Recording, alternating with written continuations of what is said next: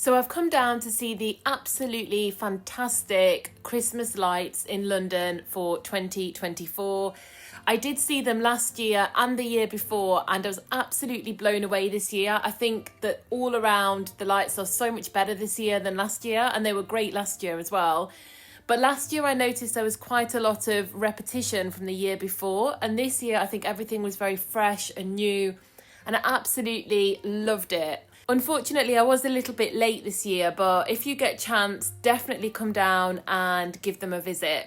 So this is probably the most spectacular area. I absolutely love all the shops in this vicinity. Tiffany and Cartier definitely have some of the best displays, although they're not my favourite this year, which we haven't got to yet. I also love all the Christmassy rickshaws as well that are going past, and they're all blurting out Christmas music. It really helps you get in the feels.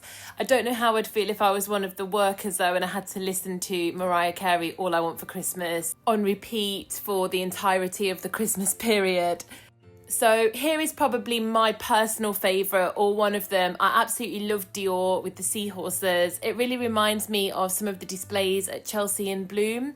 This one honestly blew my mind. It's so intricate and just stunning. I absolutely love it. I'm assuming that there must be some kind of underwater or sea theme this year, because I can't find anywhere that gives a theme for the London Christmas lights, but multiple shops had underwater sea style themes, and I'm sure it's not coincidence because it's not really a common theme for Christmas decorations. Louis Vuitton was also a gorgeous display. It had this fairground aesthetic, which was very cool and unique. As you can see by all the umbrellas, it was a bit of a miserable night when I came to see it because it was raining on and off. However, it was pretty warm for December, so I'm not going to knock it too much. And it wasn't throwing it down, so it could be worse. This is my favourite part of the Louis Vuitton display. I'm not sure why. I don't like zebras more than I like the other animals, but I just think it's very bold and impactful. I do love the little snail though. How cute! It's very rare that you see a snail in a shop display. They don't get much representation.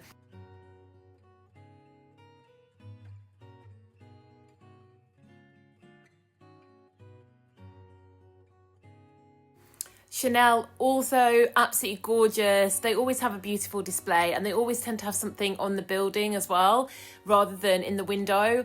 Absolutely love this huge, gigantic bow. I think it was something very similar last year. I do have a video of last year, so you can go and compare this year to last year if you fancy.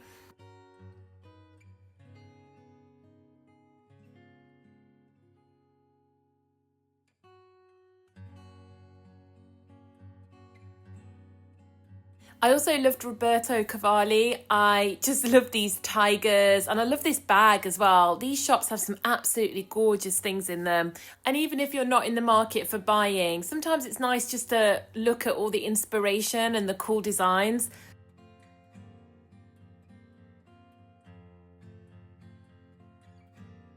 Talking of things that I like, I absolutely fell in love with these sparkly boots. I didn't even inquire as to how much they were though.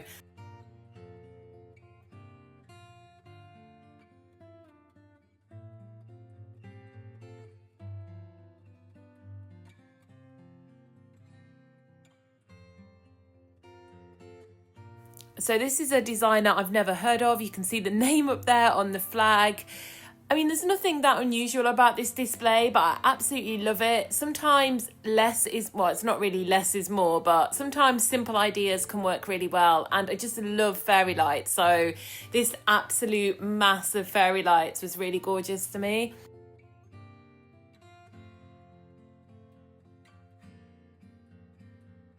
So here's another underwater themed display, which does make me think it must be more than coincidence. And I absolutely loved this display. There was so much attention to detail. There was lots of shells and even a little hamster in a bubble, which was so cute. Then they had this in-store prop, which looks like a giant fish submarine.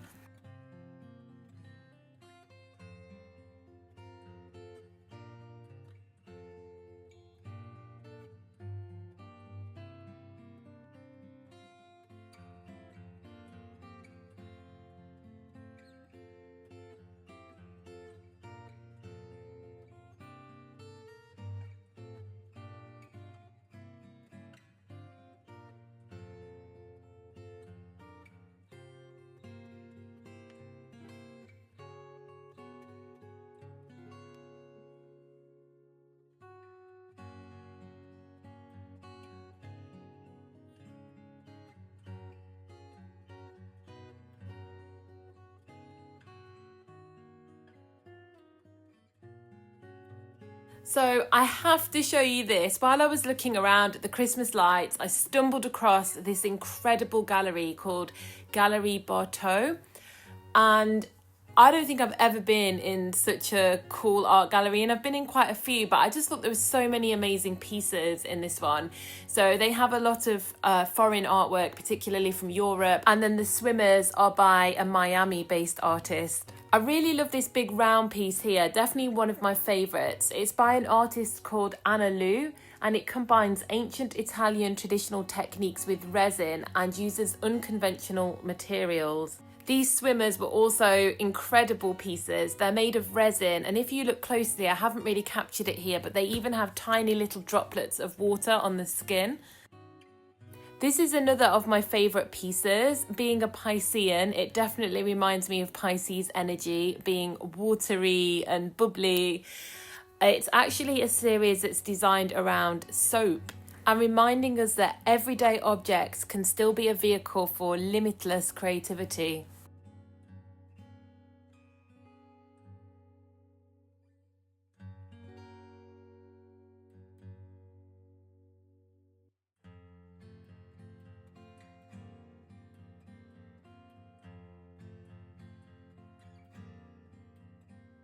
These pieces designed to look like safes were also very, very cool.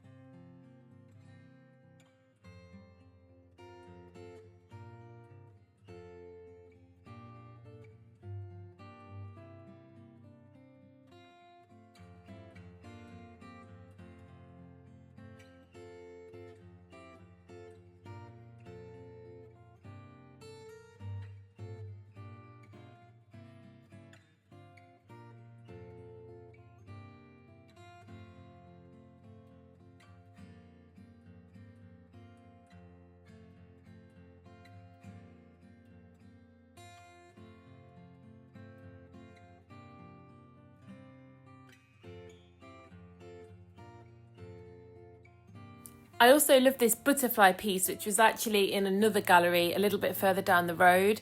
So here's Van Cleef and Apparels and another rickshaw.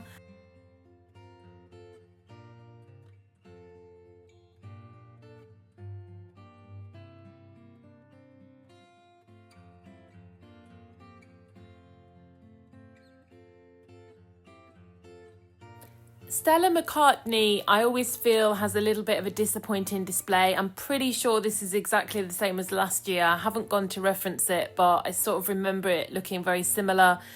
I do think they could probably do a better job personally, but it's just not really my taste. Here I thought there was lots of sacks of presents lined up for a display, but then I realised it was a lot of rubbish. You don't normally see tons of rubbish like this in London, so I was surprised to see it.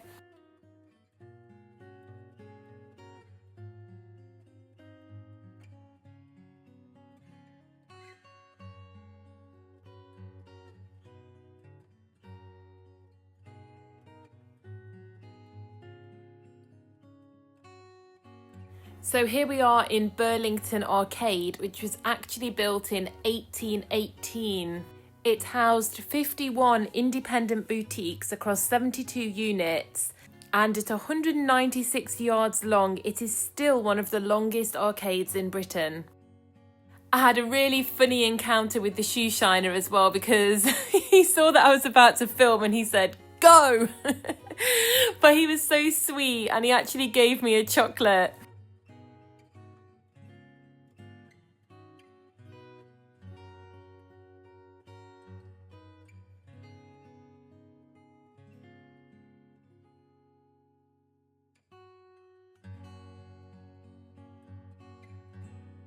Here are the very famous Regent Street Angels, which are otherwise known as the Spirit of Christmas Angels. And these lights come on pretty much every year.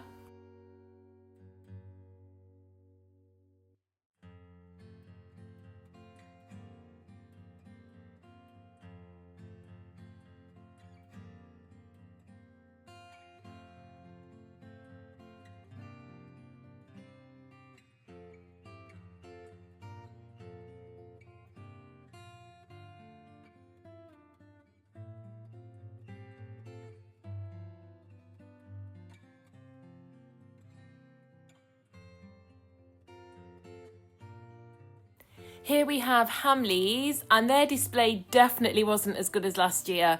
Last year they had an incredible display where they had 2 revolving Christmas trees in the window, and they had all different toy characters swizzling round. It was really, really cool. Please go and watch that in my video from last year if you get a chance.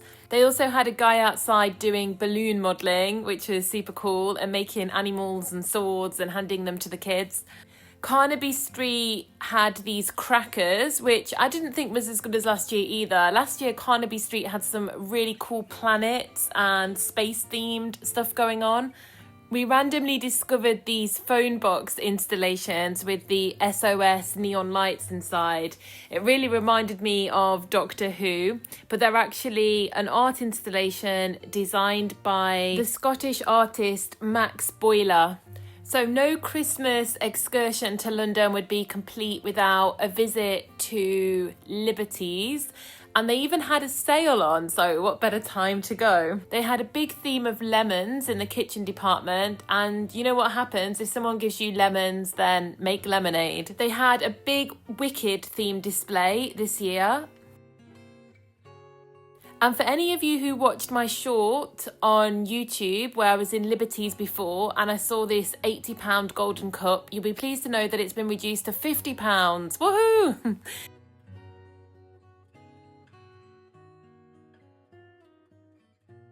I do love their fruit bowls and plates, actually. The little peach lotus flowers were only £25, which for Liberties wasn't too bad. This one here was 52, this little watermelon bowl.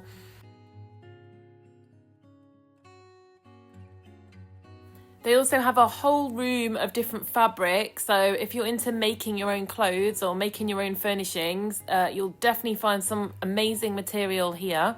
We then headed up to the top floor where they have all the Christmas decorations. I love these blue glittery moons.